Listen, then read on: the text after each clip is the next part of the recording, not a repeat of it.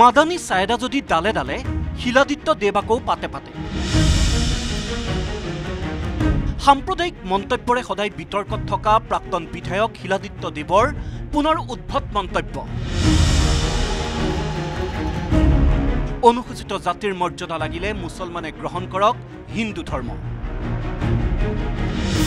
17 number অনুসূচিত জাতিৰ মৰ্যাদা দিয়া হ'ব ধৰ্মান্তৰিত হোৱা মুছলমানক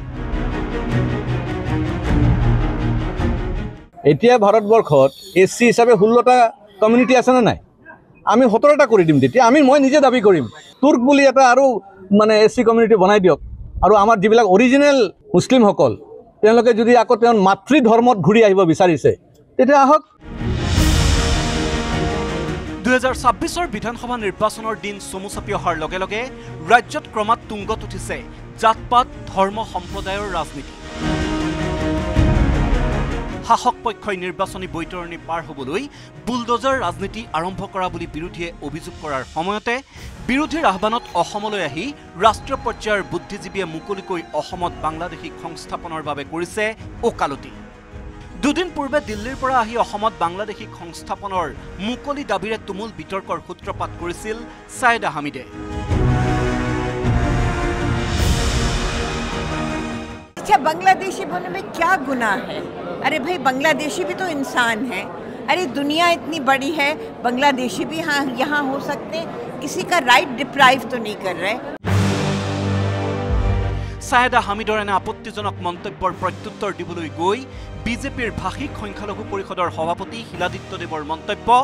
কংগ্ৰেছ কমিউনিষ্ট আৰু মুছলিম লীগে একেলগ হৈ ধৰ্মৰ নামত ভাগ ভাগ কৰিলে ভাৰতক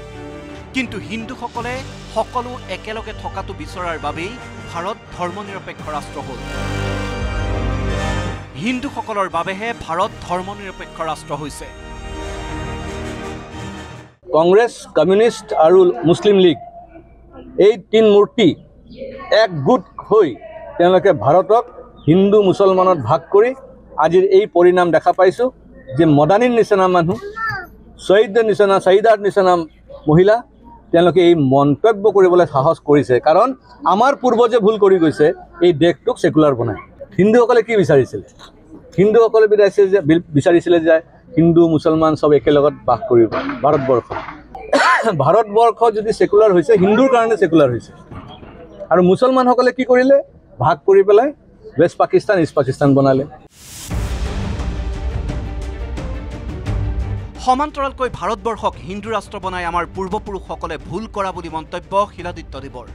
ভাৰতক হিন্দু ৰাষ্ট্ৰ বনাই আমাৰ পূৰ্বপুৰুষসকলে নিজৰ ভৰিত নিজেই কুঠাৰ মৰা বুলি খুবুজাৰে বিজেপি নেতাজনে কাৰণ সংবিধান সংশোধনীৰে ভাৰতক ধৰ্মনিৰপেক্ষ ৰাষ্ট্ৰৰ স্বীকৃতি দিয়াৰ দিনটোৰ পৰাই ভাৰতক ইছলামিক দেশ হিচাপে পৰিগণিত কৰাৰ ষড়যন্ত্ৰ চলা বুলিও সৰব শিলাদিত্য দেৱ যে আমাৰ পূৰ্বজে এইটো ভুল ডিসিশন লল নেকি নিজে নিজৰ ভৰিত কুলহাৰি মাৰাৰ নিচিনা হ'ল নেকি আমি সেকুলাৰ কান্ট্ৰি বনাই পেলাই 1967 ত 42nd এমেণ্ডমেণ্ট কৰি পেলাই সেকুলাৰ শব্দটো সংবিধানত সোমাই দিলে তেতিয়াৰ পৰা সেই দিনটোৰ পৰা ভাৰতবৰ্ষৰ ইছলামাইজেশ্যন আৰম্ভ হৈ গ'ল যেতিয়া সেকুলাৰ শব্দটো সোমাই নাছিলে আপোনাৰ সংবিধানত তেতিয়ালৈকে এইটো হিন্দু ৰাষ্ট্ৰ আছিল আৰু সৰ্বধৰ্ম সমাভাৱ সবে পালন কৰি আছিল মুছলমানো বাস কৰি আছিল খ্ৰীষ্টানো আছিল সব ধৰ্মৰ মানুহ আছিল কেৱল ইমানেই নহয় ভাৰত পাকিস্তান বাংলাদেশৰ মুছলমানসকল পূৰ্বে হিন্দুৱেই আছিল বুলি কৈ সততে ধৰ্মান্তৰকৰণৰ বিৰোধিতা কৰা শিলাদিত্য দেৱে বাংলাদেশী মুছলমানসকলক হিন্দু ধৰ্ম গ্ৰহণ কৰিবলৈ জনালে আহ্বান উদ্ভট মন্তব্য কৰা বিজেপি নেতাগৰাকীয়ে মুছলমানসকলে হিন্দু ধৰ্মলৈ উভতি আহিলে অনুসূচিত জাতিৰ মৰ্যাদা দিয়াৰো দিলে তোপ যিসকল বাংলাদেশী মূলৰ মুছলমানসকল আছে তেওঁলোকে কৈছে যে কি আমি নেক্সট সেন্সাসতো বাংলা বুলি লিখিম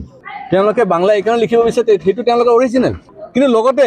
মুছলিমটো এৰি পেলাই হিন্দুটোও লিখক সেইটোতো তেওঁলোকৰ অৰিজিনেল ভাৰতবৰ্ষত যিমান মিয়া আছে বা বাংলাদেশ বা পাকিস্তান যিমান মিয়া আছে এইটো সব অৰিজিনেল হিন্দুৱে হয় তুৰ্ক বুলি এটা আৰু মানে এসসি কমিউনিটি বনাই দিয়ক আৰু আমাৰ যিবিলাক অৰিজিনেল মুছলিম সকল তেওঁলোকে যদি আকৌ তেওঁৰ মাতৃ ধৰ্মত ঘূৰি আহিব বিচাৰিছে তেতিয়া আহক ইফালে অসমত উচ্ছেদৰ বিৰোধিতা কৰা মাদানী সায়েদাৰ দৰে শক্তিক হকিয়নি দি শিলাদিত্য দেৱৰ হুংকাৰ সংখ্যালঘুৰ দৰে থাকিব লাগিব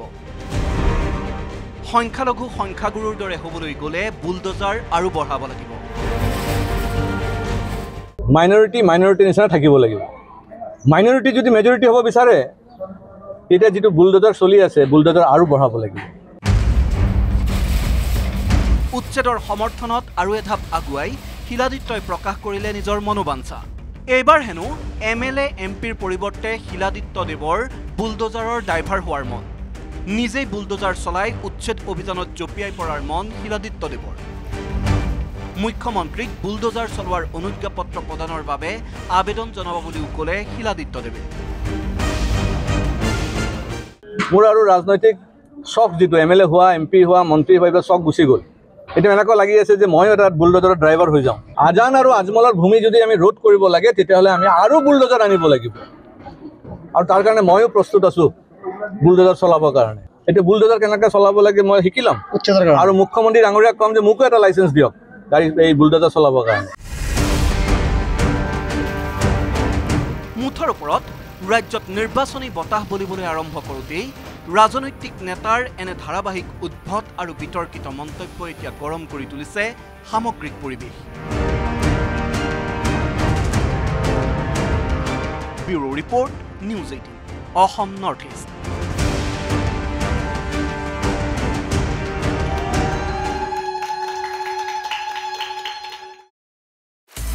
আপুনি বিচৰা বাতৰি পাব কেৱল নিউজ 18 এপত নিউজ 18 এপ ডাউনলোড কৰিবলৈ স্ক্যান কৰক এই QR কোড গুগল প্লে ষ্টৰতো পাব এই নিউজ 18 এপ